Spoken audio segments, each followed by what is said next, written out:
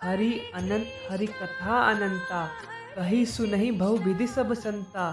रामचंद्र जी के चरित सुहाए, कल्प कोटि लागी जाहि न गाए।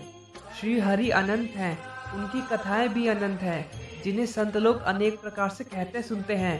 श्री रामचंद्र जी के सुंदर भावन चरित्र करोड़ों कल्पों में भी नहीं गाए जा सकते। सभी भक्तों को राधे राधे। आशा करता हूँ आप सब कुशल व स्वस्थ होंगे और श्री राम कथा का आनंद ले रहे होंगे। जो भक्तगण इस चैनल पर नए आए हैं, मैं उनसे प्रार्थना करता हूँ कि श्री राम कथा को प्रारंभ से ही सुने। मैंने आपकी सुविधा के लिए पुरानी कथाओं का लिंक डिस्क्रिप्शन में दे दिया है, आप वहाँ से जाकर सुन सकते हैं। आइए श्री राम कथा को आगे बढ़ाते हैं। कभी बोलिए जय श्री राम। श्रृंगी ऋषि वशिष्ठ बोलावा, पुत्र काम शुभ यज्ञ करावा। भक्ति सहित मुनि आहुति दीने, प्रगटे अग्नि चरु कर लीने। अर्थात वशिष्ठ जी ने श्रृंगी ऋषि को बुलवाया और उनसे पुत्र काम हेतु पुत्रेष्टि यज्ञ करवाया। भक्ति पूर्वक जब मुनियों ने आहुतियां दी, तब हाथ में चरु अर्थात खीर का कटोरा लिए अग्निदेव प्रकट हुए। जो वशिष्ठ कटु हृदय बिचारा, सकल काजू भा सिद्ध तुम्हारा।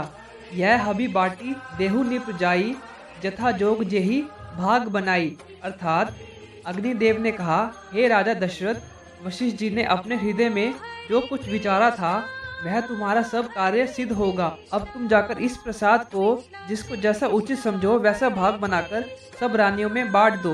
तब अदृश्य भय पावक सकल सभई समुझाई, परमानंद मगन नृप हर्ष न हृदय समाई। अर्थात संपूर्ण सभा को समझाकर इसके बाद अग्निदेव अंतर्ध्यान हो गए। राजा दशरथ परमानंद में ऐसे मग्न हो गए कि उनके हृदय में हर्ष समाता न था। तभी राय प्रिय रानी बुलाई, कौशल्या आदि तहाँ चली आई। अर्ध भाग कौशल्या दीना, उभय भाग आधे कर कीना। अर्थात उसी समय राजा ने अपने प्रिय 3 रानियों को बुलाया। कौशल्या आदि तीनों रानियां वहां आ गई। राजा ने रात का आधा भाग कौशल्या को दिया और शेष आधे भाग के 2 भाग किए। कई कह नृप सो दयु, रहु सो उभय भाग पुनि उभयु। कौशल्या के कई हाथ धरी, दीन सुमित्र ही मन प्रसन्न करी। अर्थात शेष 2 भाग में से एक भाग को राजा ने केकई को दिया। शेष जो एक भाग बचा था उसके फिर 2 भाग करके उनको कौशल्या और केकई के हाथ में रखकर अर्थात उनकी अनुमति लेकर तीसरी रानी सुमित्रा को दिया। ऐही विधि गर्भ सहित सब नारी, भय हृदय हर्षित सुख भारी। जा दिन ते हरि गर्भ ही आए, सकल लोक सुख संपत्ति छाए। अर्थात इस प्रकार तीनों रानियां गर्भवती हो गई। वह अपने हृदय में बहुत ही हर्षित हुई, उन्हें बड़ा भारी सुख मिला। जिस दिन से भगवान गर्भ में आए उस दिन से तीनों लोक में सुख और संपत्ति छा गई।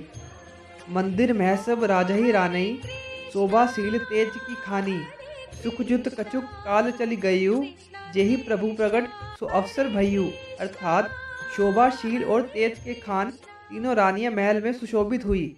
इस प्रकार सुखपूर्वक कुछ समय व्यतीत हो जाने पर प्रभु के प्रकट होने का समय आ गया। जय श्री राम। जोग लगन ग्रह बार तिथि, सकल भय अनुकूल। चर अरु अचर हर्षजुत, राम जन्म सुखमूल। योग लगन ग्रह वार और तिथि सब अनुकूल हो गए। चराचर जड़ और चेतन सब में खुशी भर गई, क्योंकि श्री राम का जन्म ही सुख की जड़ थी। तो सभी बोलिए जय श्री राम। आपको ये कथा कैसी लगी कमेंट्स में लिखकर ज़रूर बताइएगा। ऐसी कथाओं के लिए हमारे चैनल हरि ही कर्ता को सब्सक्राइब कर लीजिए और आपसे निवेदन है कि इस कथा को जितना हो सके उतने लोगों से शेयर कीजिए, क्योंकि श्री राम कथा सुनने मात्र से ही मनुष्य का कल्याण हो जाता है। जल्दी मिलेंगे अगली कथा में, तब तक के लिए राधे राधे।